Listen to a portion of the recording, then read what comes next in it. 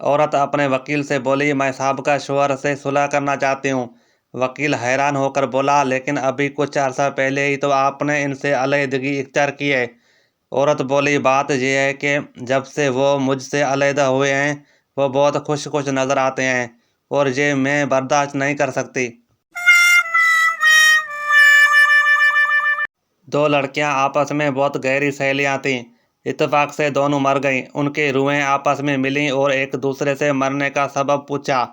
पहली बोली, मैं अपने शोहर पर बहुत ज़्यादा शक करती थी कि वो मेरी गैर मौजूदगी में दूसरी लड़कियों से मिलता है। यही सोचकर मैं एक दिन ऑफिस से जल्दी घर आई, लेकिन घर आकर देखा कि मेरा शोहर बिल्कुल अकेला बैठा है। ये देखकर मैं इतनी खुश हुई कि बस खुशी से मर गई। दूसरी बोली, काश उस वक्त तुमने फ्रिज खोलकर देख लिया होता, तो न तुम मरती और न मैं मरती।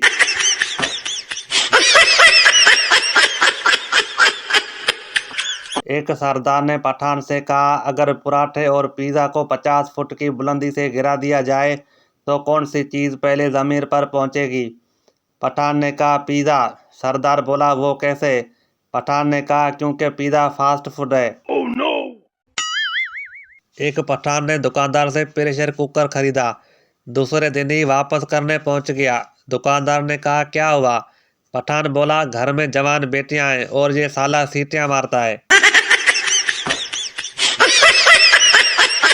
बीवी ने शोहर से कहा, मैंने गधों पर रिसर्च की है। आपको पता है कि वो अपनी गद्दी के सिवा किसी दूसरी गद्दी को देखता तक नहीं है। शोहर ने कहा, पागल की बच्ची, इसीलिए तो उसे गधा कहते हैं। Oh no!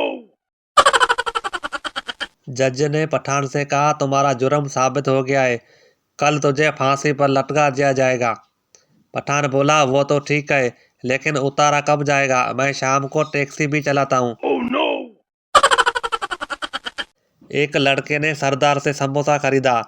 लड़का, सरदार जी, समोसे में से लड़की का बाल निकला है। सरदार मुस्कुराते हुए बोला, भाई 10 रुपए में क्या पूरी लड़की निकलेगी क्या?